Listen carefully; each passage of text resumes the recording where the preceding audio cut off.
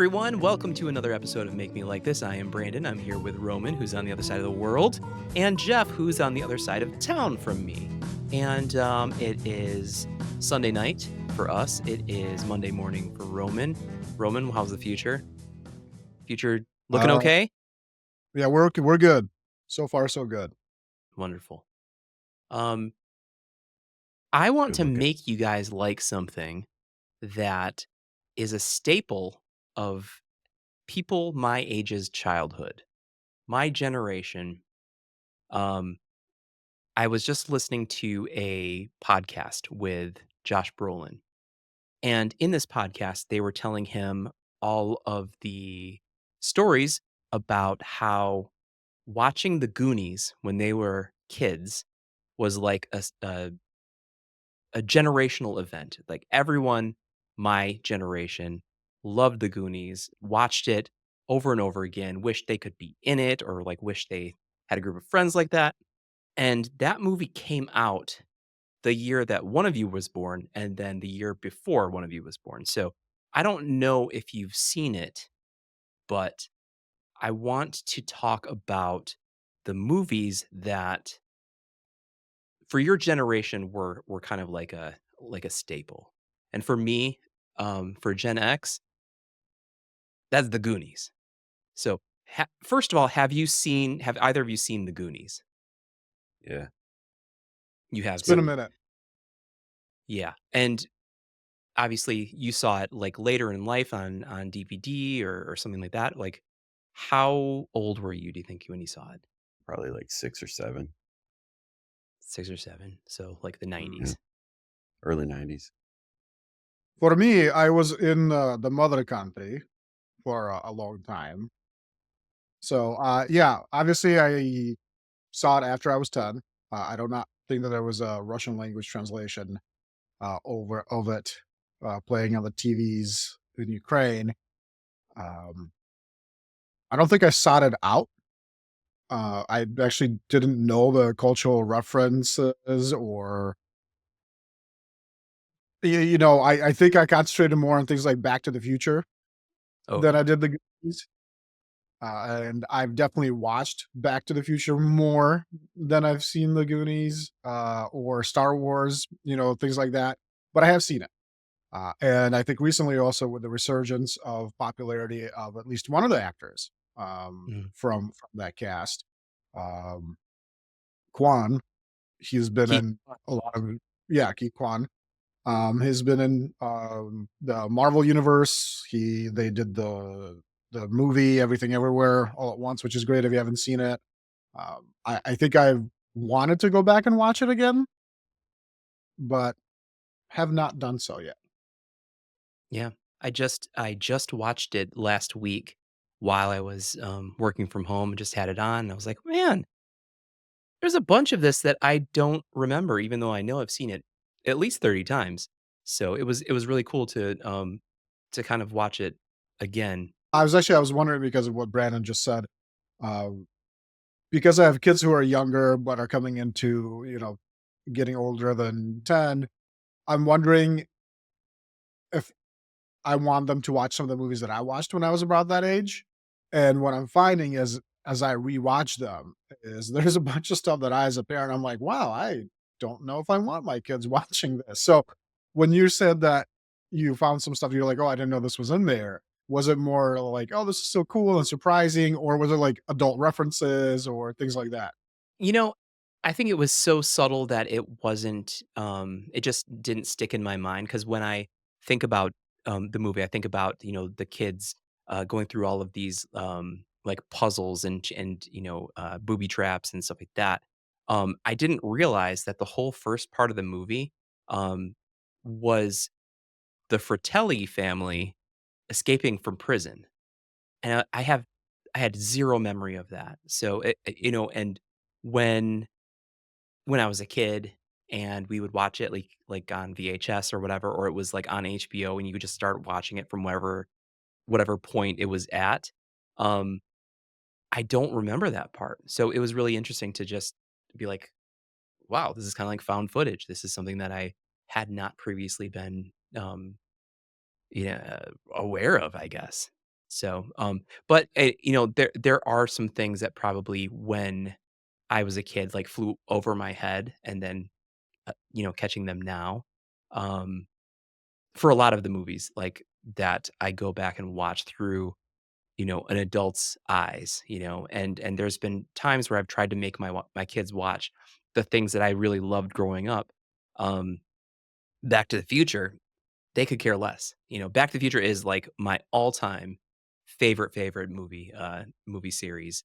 But I find that, like, for my generation, like, people there's a lot of people who are like, "Oh, yeah, that's cool," but, like, the one that I think, like, the consensus, like, is our movie is The Goonies, which is why I wanted to kinda, like, dive into this one. Do your kids have an appetite for watching older movies? Because my kids really don't.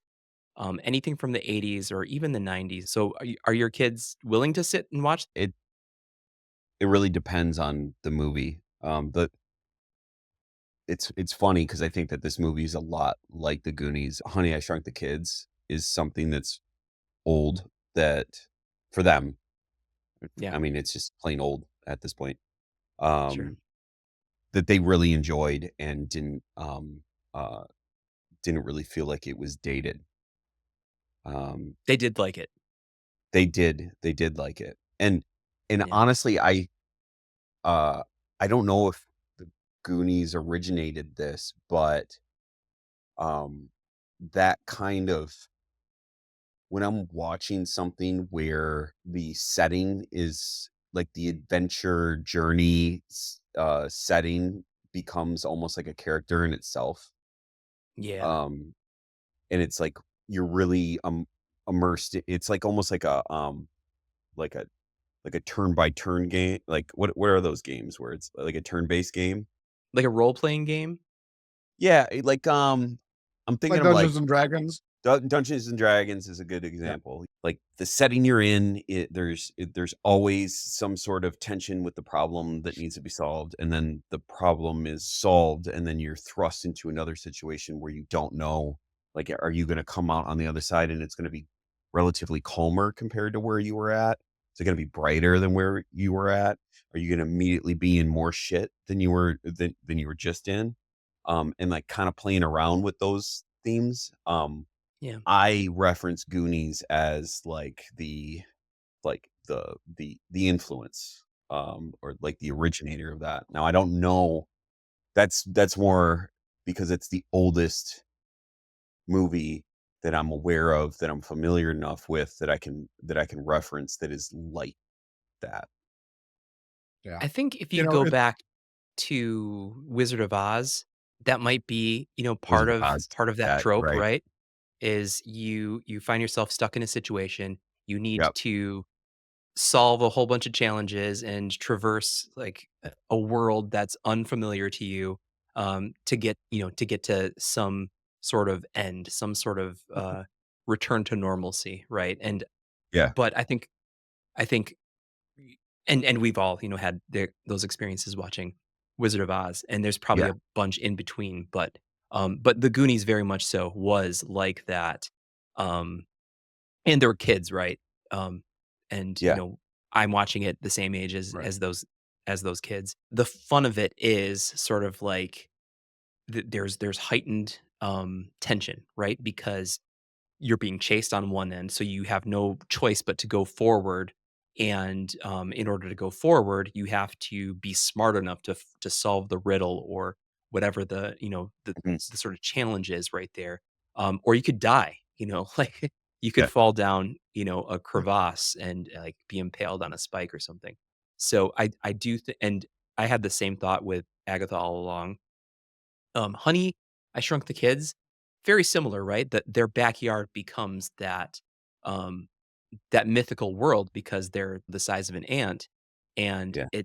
it's a whole, like, new world to them. So that's a Yep. really good example. Roman, do your kids, watch older stuff? So, to back up a little bit, I think Honey, I Shrunk the Kids was the first movie I saw out of all the ones that you mentioned, while I was still in Ukraine. That one Oh, I really? remember being translated, right around the time, mid-90s when I left. I've seen other movies. For example, I saw the Terminator at the movie theater. In I think Terminator 2 would have been. Probably. I went back and was so excited to find it like on Disney Plus or something. And I'm like, oh man, I'm gonna watch this. My kid is gonna enjoy the oldest one is gonna enjoy this. And I watched the first one and I'm like, wow, all right. Do I want to field some of the questions that she's gonna start asking? Like face melting, Yeah. Nazis. Do I want to deal with Right. that? And I don't know if I want to do that yet. So I kind of struggled to find a movie that I enjoyed and I thought that was older and I thought that she would enjoy. And we settled on Big. If you guys That's a remember really good one. that movie, I think it's a really good movie. It's kind of along the same lines of an escape room because he gets trapped as being an adult. So to Mhm. say, he's got to navigate this new thing, but he's still a kid. It did have some very sexual moments at it, which Big I time. think I'm like, it made me think, what was the market for this movie? Was it a kids movie at the time? Because it's kind of like a kids movie, kind of like where Goonies is a kids movie, but also adults enjoy it. Like there's adult stuff in there. Yeah. Just look at Jumanji. Again, one Right. along the same lines. Feel like a kids movie. I think it's really more for us who grew up watching Jumanji, and then now we're like, oh, I like Jack Black and The Rock, and let's see what they're gonna do with this type of thing. So I think Yeah. there's quite a lack of specifically for kids kind of driven adventure movies. And the other movie that it made me really think of was another one that I saw while I was in Ukraine in the movie theater, and that was Never Ending Story. Oh, yeah. Uh, Yeah. the movie that traumatized all of us, I think, Heck yeah. because I really enjoyed it. I think when I was younger, I was actually afraid. If you remember, they had these rock people in there; those kind of freaked me out.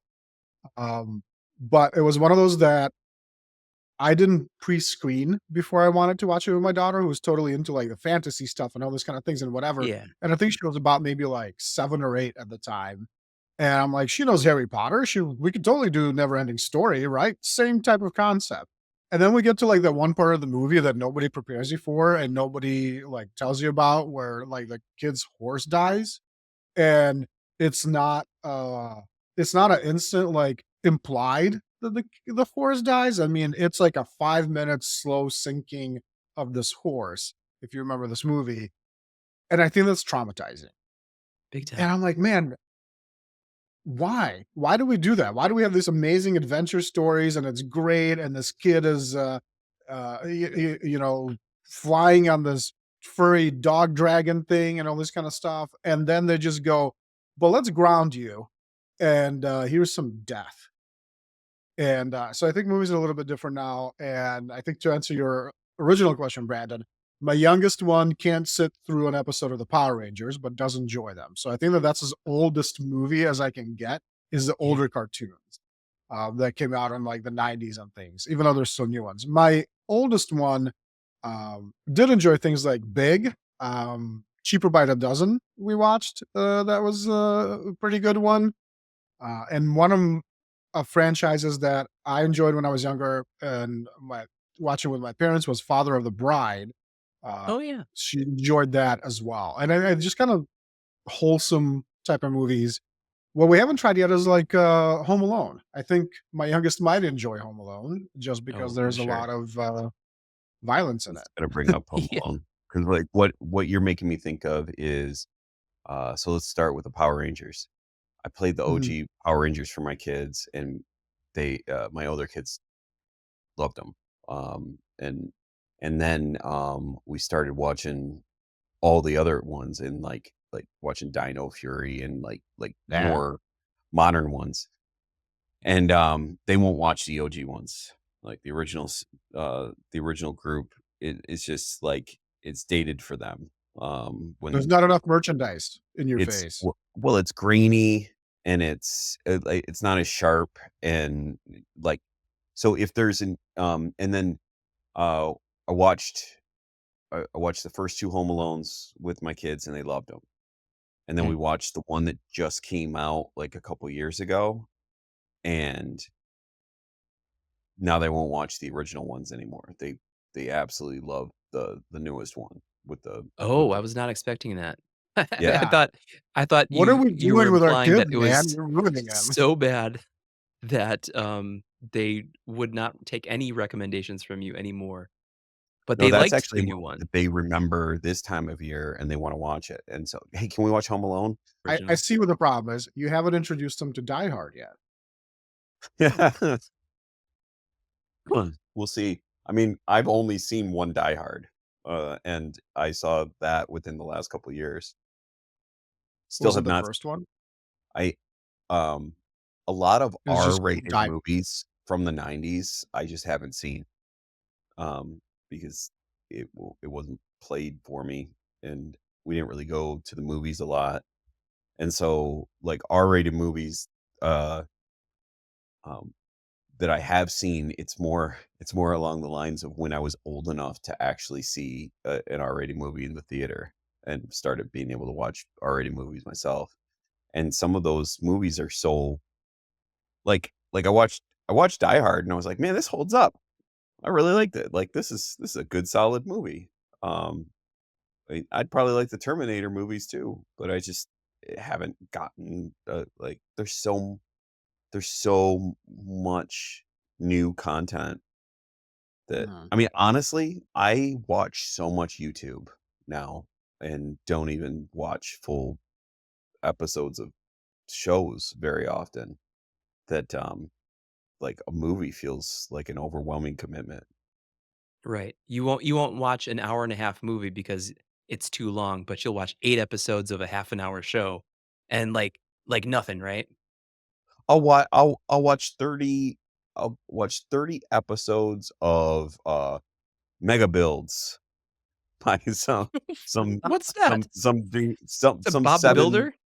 7-minute No. no, there's, like, these, like, what am I so, I just had surgery, right? And so I'm sitting in bed a lot, and I got a YouTube Premium free thing, and so now my algorithm is, like, so deep into the depths of YouTube, like, I'm watching people's travel vlogs, for Oktoberfest. If you want some variety, you should do what I did, and, also sign in with your YouTube account on your TV in the living room, and, then see what gets suggested to you as your kids watch Oh, well, the there's Miss stuff Rachel, that's popular right now. videos in my feed too. Um, Oh, man, I would give anything for a Miss Rachel or a Blippi or whatever in my feed. No, I get these 30-year-olds doing Pokemon videos and Minecraft, and my kids just eat that crap up, and I can't even stand the sound of their voices anymore. So they're not allowed to watch it. I pulled up my home screen right now, and it's like, Chicago Bears, $4.7 billion masterpiece inside Burnham Park. Just TFC Stadiums is the account. So it's just like stadium, not not even built yet. Mine's not that bad. I pulled up mine. The first 3 videos are a entrepreneurship video on how to make $3,500 in passive income, a jazzy hip hop vinyl session that's an hour long, and, old, Top Gear episode. Very good. There That's why, when like our former colleague, Mr. Keaty, um, I was trying to get him to consistently upload, stuff to his YouTube channel because there are so many people out there in the world who are on YouTube, and there's bound to be a niche of people who are interested in what you have to offer, what you're going to talk about, and just his life experiences, just having been on the earth for 70 years. Um, there's bound to be someone who's interested in that. You've made that point, Jeff, because like you just keep getting fed stuff that, you know, as time goes by, you are clicking on things that you think look interesting to you, which also shows the algorithm like, okay, well, you like this and this.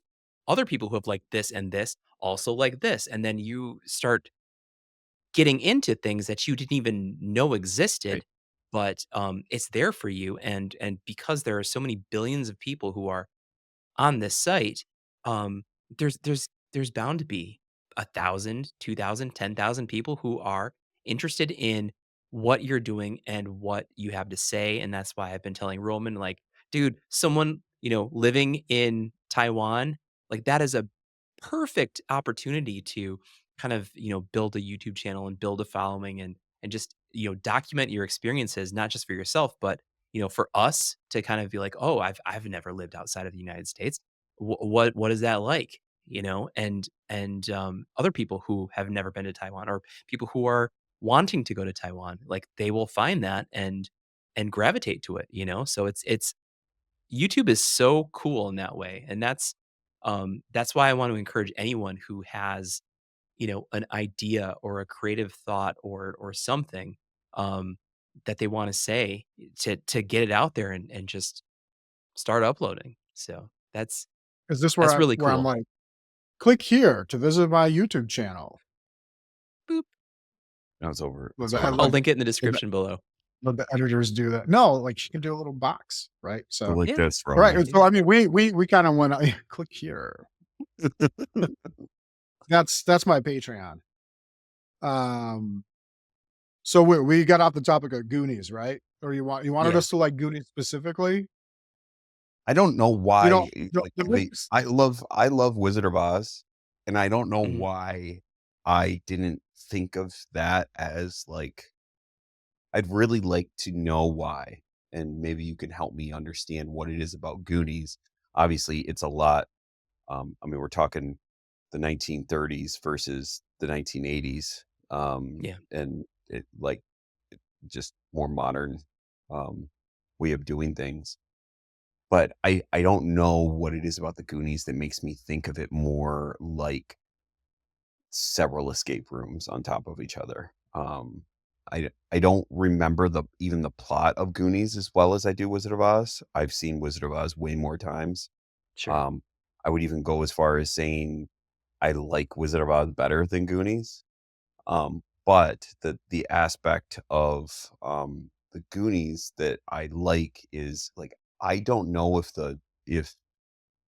if the ship with all the treasure and everything was like a goal to get to. I'm guessing I completely forgot about the family of criminals or whatever at the start, and they were probably the plot was they were after that, and then the kids accidentally on purpose led them to it. But I don't even remember all that. All I remember is like the sets being like magical and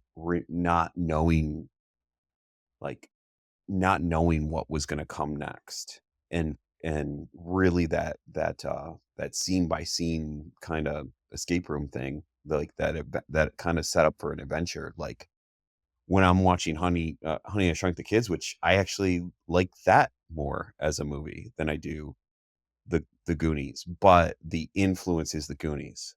It's not the other way around. It's not like Honey, I Shrunk the Kids did that kind of those settings, and the tension that they played with better. I think the Goonies did the tension better.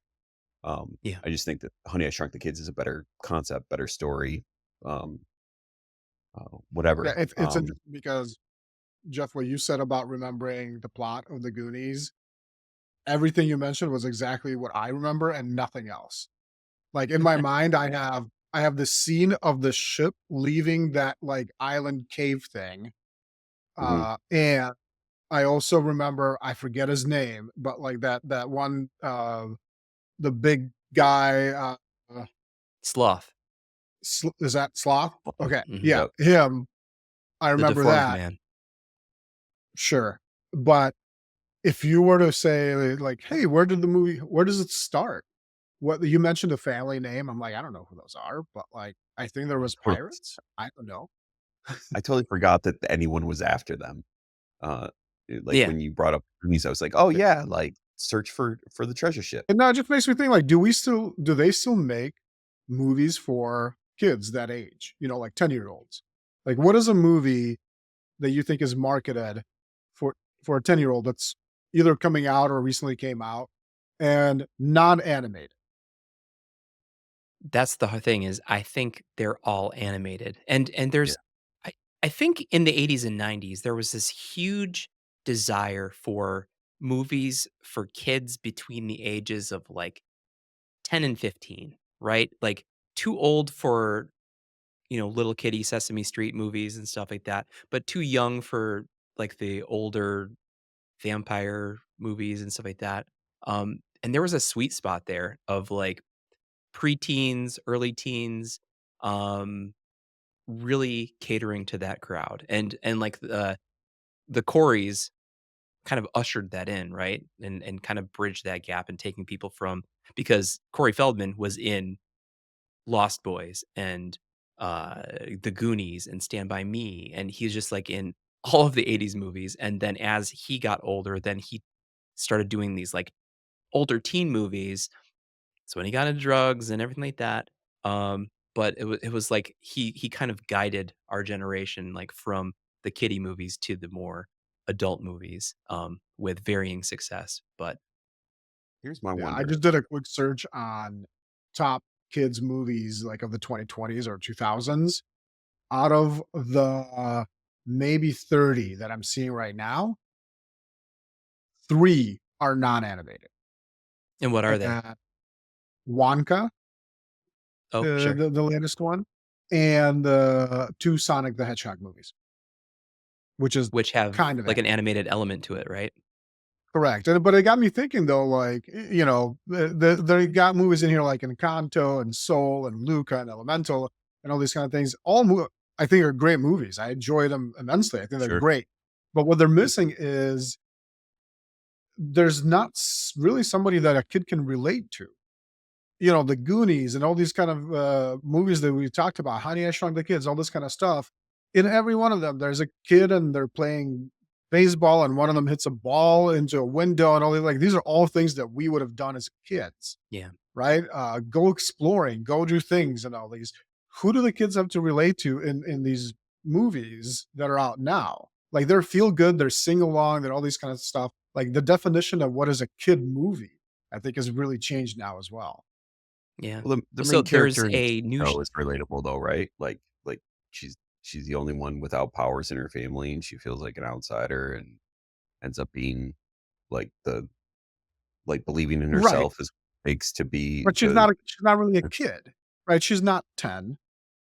She's kinda there she's older than I think the audiences that the movie is really kinda mm, for, or maybe not. Maybe the whole thing is now they're teenager movies. Kids are growing up faster, all this kinda stuff. Maybe that's what it is, but I also just did the same thing for, top kids movies of the 1980s. Awesome, awesome movies that everybody should watch, and only maybe 3 or 4 were animated, and it's stuff like, Uh, oh my gosh, what is Ferris this one Bueller? called? No, An American Tail. No, the animated one, Oh. not Ferris Oh, Bueller. yeah. So like American Tail, Secrets of Nim, like all these kind of stuff. Again, very much like what Jeff was talking about, the escape room adventure type of Yeah. yeah. thing. But then there's been here like uh Three Men and a Baby. Oh, yeah. Why is that a kids movie? I don't It's think that's a not. kid movie. it's I like that movie, but my kids are not gonna be watching that 10 years There's old. there's a lot of, they're like, 3 bachelors and they're, hooking up with all kinds of ladies and they get caught in a drug deal.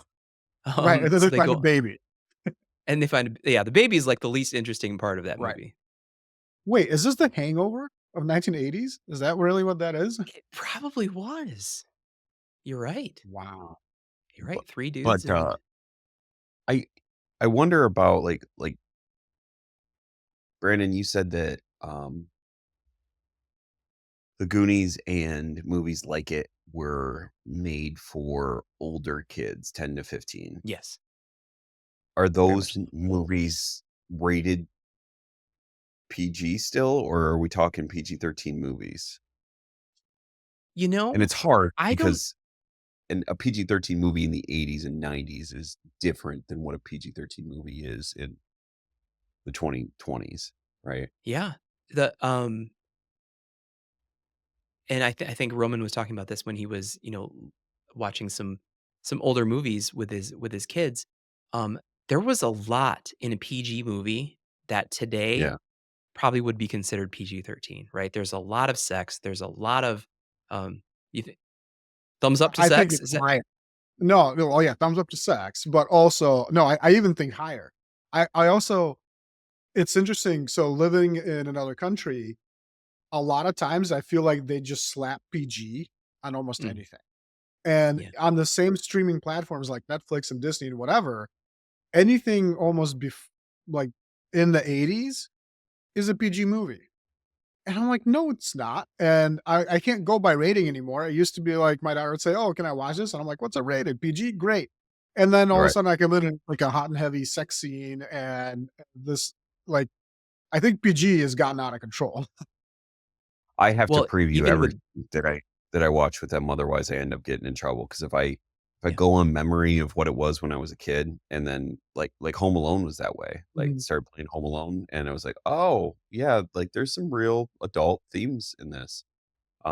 And it ends up being really, really scary, because, like, the you know, the wet bandits end up being a very believable, like, duo of people that could, like, really cause threats to kids who were left yeah, home alone, right? But, just some of the language and, like, even using the,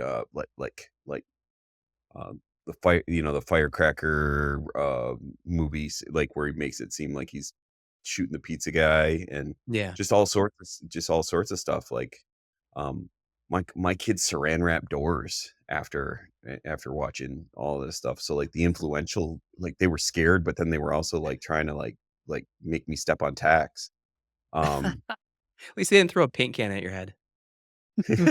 but, like, then the newer one, they really humanize the adults, so much in it that they don't feel like a there's not there's misunderstanding is the tension Mm, that they put into that movie versus, like, in the original Home Alone, there was, like, really sinister, bad intended adults yeah. and a vulnerable kid who was at home. And it just kind of it one here's just I just have questions because I don't know the answers to all these things.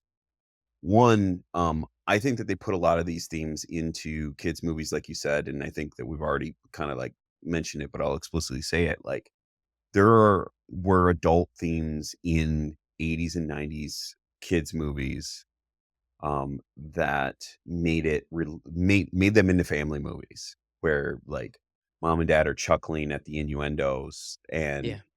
kids are following just, the eye level story, and that's how they made family movies then. I wonder how they do it now.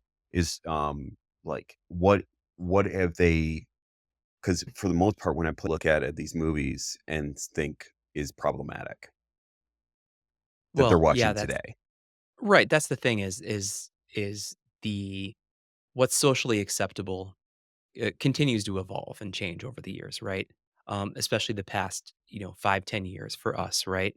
And I think that's why you see in something I don't know how recent the most recent Home Alone was, but I think Ellie Kemper from The Office was one of the bad guys, right?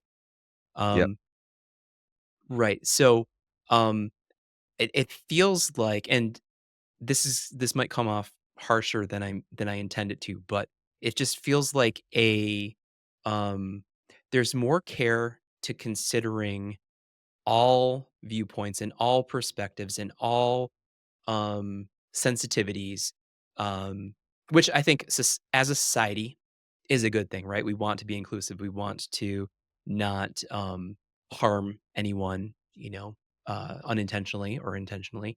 And that just wasn't a thing in the 80s, right? That wasn't a thing in the 90s. So there are and I think we've talked about this with rap music, right?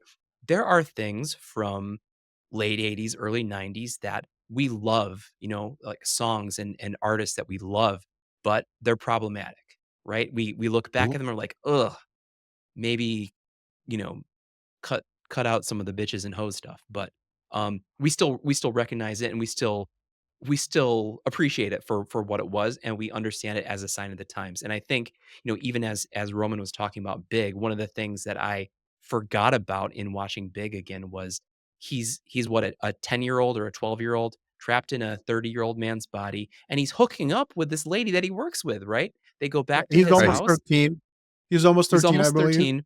Okay. Yeah. Still Yeah, illegal, right? he did become a man at a certain point, and it ruined him, if But you that's watch the that movie. low-hanging fruit that would that's almost probably one of the primary scenes that, the whole treatment was written for, right? Like, when Probably. they were like, "Oh, okay, so what if we put a kid into a man's body, what comedic effect will we have with that?" Top Yeah. 3 things were, "Oh, we could have him have sex with someone." Right? That wasn't just like, "Oh, yeah, we could just throw that in." Like, that was a core reason to, like, play around with that idea. Sure. Sure. But I Yeah. think so.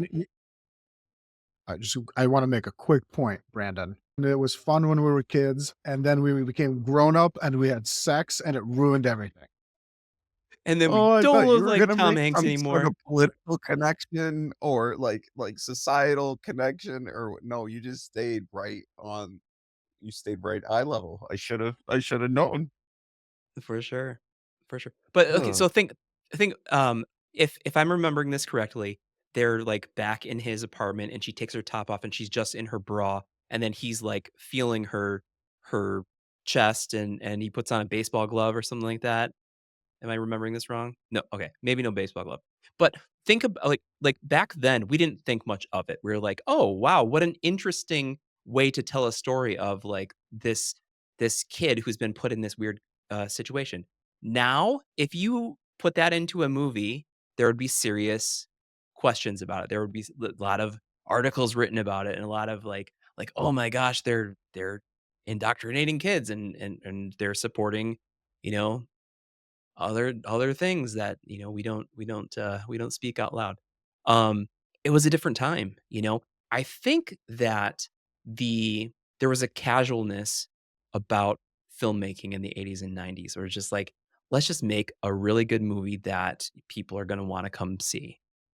And there wasn't an onus on the filmmaker to have a moral, to, serve any sort of, public opinion, I guess.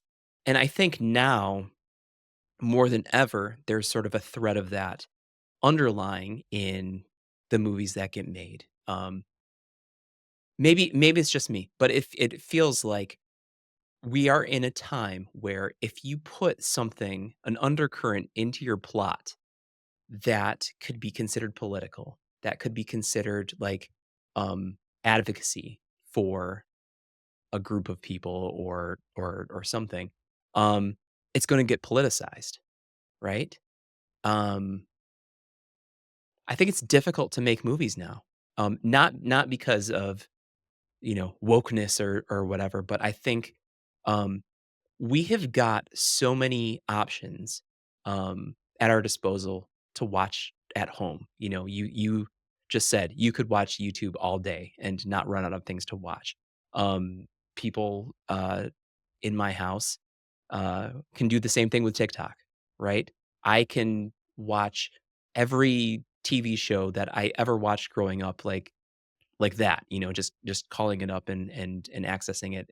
It's really hard to get me to leave my house for something, and usually that's a big movie that d needs to be seen on a big screen, like a Marvel movie, like a Star Wars movie, and I I think people aren't willing to invest money, a couple $1,000,000 into something that might not bring people to the movie theaters. And so you've got that dynamic in the movie theaters. And so a lot of those more niche, smaller, character-driven things are going to go straight to Netflix, right? And I think that's where Netflix is thriving, is smaller, unique, niche things that they can throw money behind.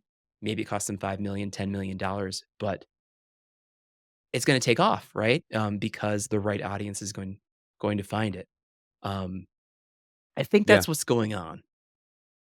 You see it with Disney, like Disney's whole animated game now is not necessarily making movies for kids, like, in general, right? Yeah, But, like and it's something I agree with, but I'll put over to the side that I agree with it. Movies, uh, it seems like all their animated movies are about representation of different cultures, for like sure. Moana, Encanto, Raya, I mean, that's just, like, off the top. Um, Yeah, but but, like, um they're more like, if you're looking at it from a marketing standpoint, they are more niche, and when they hit streaming, it's probably when they're more popular, right? I And think it's so. I and it's rare when there's, like, a kids movie. It seems like adult movies are more, like, universally, like Barbieheimer or whatever, right? Like, those were, like, race to the theater summer movies. right. Um, but the kids' movies are much more set up for and we're taking kids out a lot less than than my childhood was lived outside of our house so much. Um, I'm just not taking my kids as many places, especially Yeah, not to go look at a screen. So yeah. It's different. It's just different. I do think that I do think in art that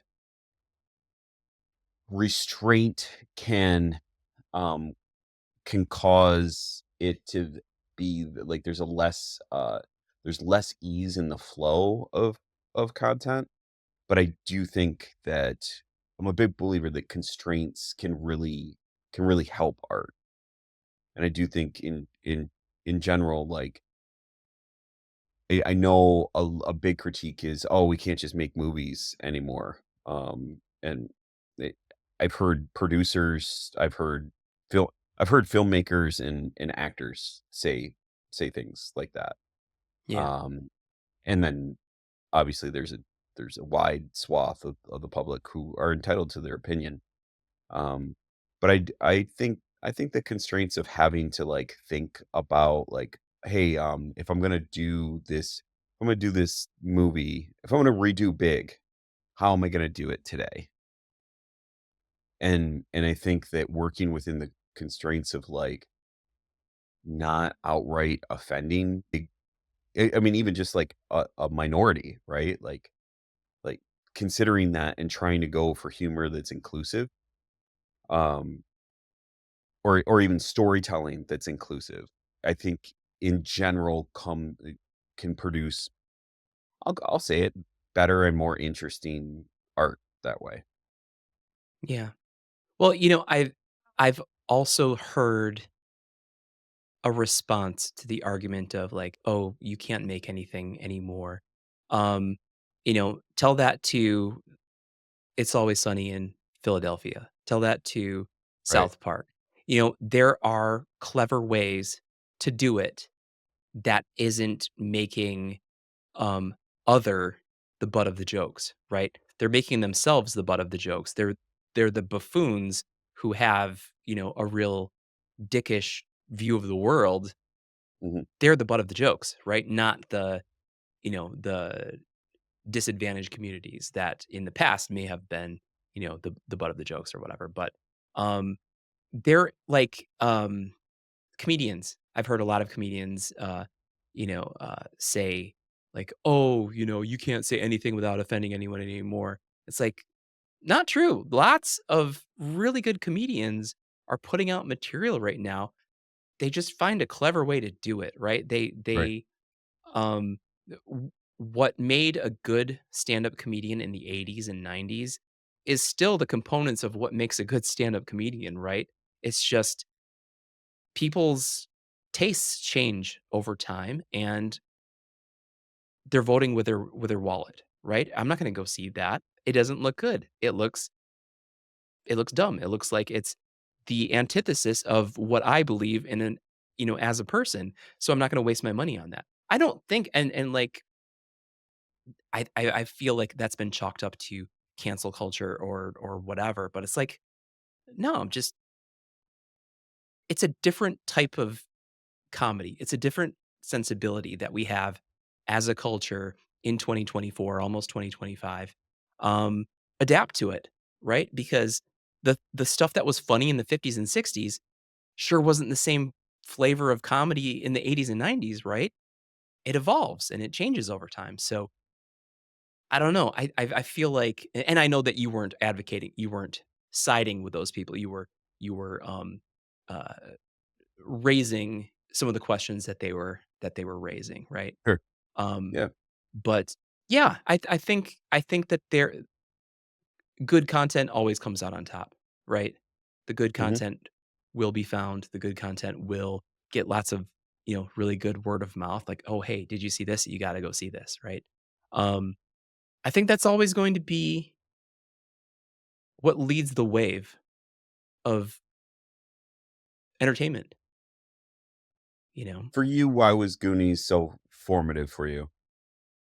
so I think part of it was um, I was about the same age as the characters in the movie. Mhm. They were all kind of misfits in their own way. It's like a whole bunch of different types of kid, and um, they were the stars of this movie, and they were going on this really cool adventure, and you know, climbing through caves and going down water slides, and you know, dodging booby traps. I was like, oh my gosh, how fun, how cool, and they're kids. So it was among the first kind of, like, action comedy movies that I probably saw. I think I was probably 8 when the movie came out. Um, but I think that there was a lot going for it, right? It wasn't just, I think, right place, right time. Steven Spielberg produced it. You had a whole bunch of really, like, charming kid actors who have gone on to, great careers. You had a great story, right? And, like, I think you said something about, like, you weren't sure what the plot was, but, like, just they all live in this neighborhood in the Pacific Northwest. Their neighborhood is being bought out to be converted into a golf course or a golf club or something like that. Um, and so none of them had the money to, um, put up to keep their houses. So they were resigned to the fact that they were all going to have to move, and then they wouldn't be, neighbors and close buddies anymore. And, at the time, my neighborhood friends were my friends, like we did stuff every day together. We're going out riding our dirt bikes, playing tag and you know, doing doing kid stuff in the 80s, So that kind of resonated too, stuff. So they found a treasure map in one of their attics, and they thought if we could go find this treasure, we could save our houses, save our friendships, save our families, and they're going to go find that treasure so that they can not have to sell their houses to the land developer. And then meanwhile, this family, the Fratellis, they're bad guys. Um, they also want that treasure because they heard them talking. Very coincidental, but um, they also wanted the treasure and stuff. So it was just it had a lot going for it. So many aspects about it that made it cool and unlike anything I had seen at the time, including um, kids my age and going on Yeah. an adventure and doing something cool. I mean, it So it was it's relatable, right? It's relatable and almost yeah, believable, and it could happen, right? And I think that that's right. kind of what But really then also, makes like, you a interest. belief it's fantasy driven, right? Yeah, yeah. Yeah, It a different movie, but it's making me think about what made, Dark Knight work so well, is hmm, that it was completely this I mean, it's Batman. It's It's because it it was doesn't get set in more credit than Chicago. more fantasy and surreal and hyped up than that, but, like, the way that Heath Ledger played the Joker and just made him a relatable psychopath, um, Yeah. and made it feel like this could be a a bad person that could exist, right? That Yeah. It was rooted in Yeah, realism, right? Even though right, it was fantastical and, and, implausible probably, but there was no magic or mysticism around it or, like, superheroes with magical powers or anything. No, right. these were practical, like, booby traps and, Batman was he was just a regular guy who had this, like, armor and martial arts training that he could use to, stop crime and stuff like that. Yeah, So, like everything that you guys are mentioning right now is what made some of the worst Batman movies, in my opinion. I loved, and to this day really much appreciate the 90s Batmans, the over the top, the straight from the comic book type of thing. And I think it's Yeah, because of what we talked about. It was that sense of adventure and being a kid at the time and actually seeing things come to life. I get it that it's more relatable now as they're doing it, but man, Batman's a moody son of a bitch, man. I do not appreciate that outlook on it. I get it. I love the action sometimes and things, but I think the first time I saw Dark Knight and I'm like, "Wait a second. I think I've been to this neighborhood in Chicago where this is filmed." yeah, That, like, took away all of that adventure for me at that moment. totally, totally. Um, I'm wondering, so I'm about 10 or so years older than you guys. Is there a movie for your generation that would be sort of like this agreed upon gem of a movie? Like what would be a cornerstone movie for your age? so something that would be mid-90s would be the equivalent of that for I mean, if you're Sure. right? Um, Yeah. Early to mid 90s probably. I don't I got a couple. Go ahead. Yeah. I think Forrest Gump Oh, is a big one that people talk about, sure. and it's not just because of apparently I'm a Hanks fanboy, um, It's but had a lot of Hanks yeah, references. well, I mean, he did a lot of stuff, right? I think one of the biggest ones for me was Jurassic Park. Oh, yeah. That tracks. That tracks. I'm trying to Jurassic Park, think of I mean, honestly, Home Alone was one of them for me. that would make sense. Was The that 1990? Yeah, first Toy Story, maybe? Yeah. I forgot The Matrix came out in '99. I mean, that was a big thing too. Yeah. That's true. None of these seem to be, like kid movie, right? I mean, I was gonna mention that I think to me, Jurassic Park was that kids movie because it's the same thing. If you remember the first one, it's very much about the kids trying to escape for most of the Sure. movie from the dinosaurs and trying to get some help. Home Alone, obviously, I think is kind of a kids movie, but yeah, I think a Totally. lot of the ones that if I look it up right now, I enjoyed more as an adult. Like I got them now, right? And I think Yeah. The Matrix I'm even thinking probably I family enjoyed movies. more rewatch. I'm thinking Family movies, movies yeah. that I that my parents, like, wanted me to watch with them. Yeah. Um, because I mean, I don't know, like, did you feel like Goonies was, like, a movie that, like, your parents didn't get, and it was just like, because if that's what we're going for, then, they like, movies like The Sandlot were, like, hugely, Yeah. like, ingrained for me of, like, What about Mighty movies that I Ducks? would watch without my kids. Mighty Ducks was my Oh movie yeah, that I would oh watch yeah. over and over and over. Anything that McDonald's decided to do a Happy Meal for, that was a kids movie. I mean, That's a big thing. the Ninja Turtles movies were huge for me.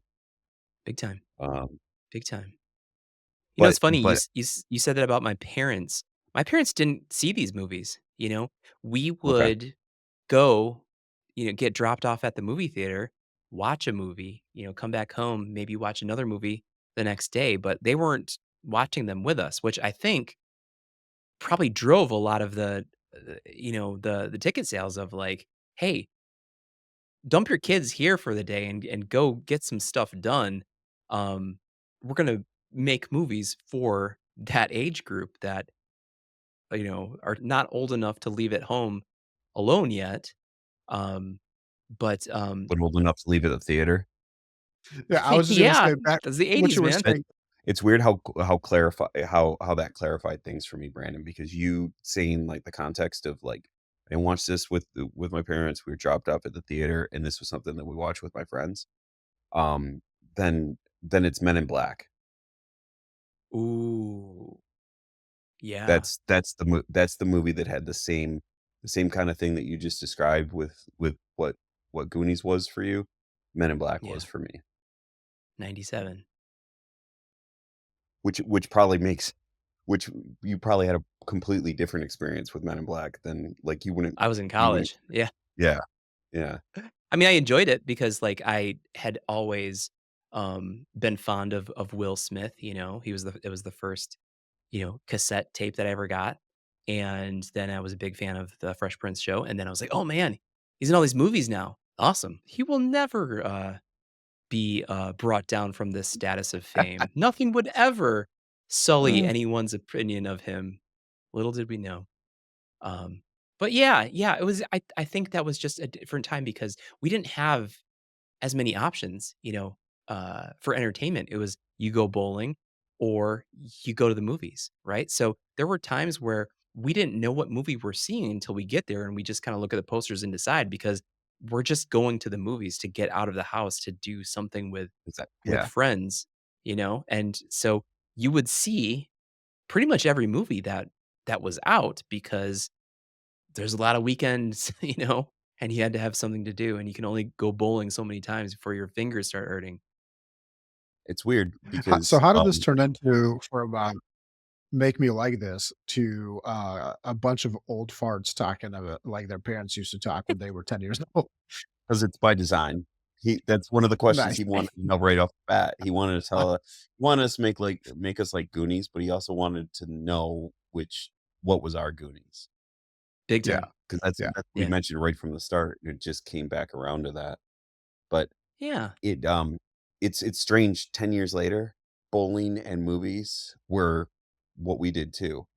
We also got, there was a Best Buy right next to the movie theater.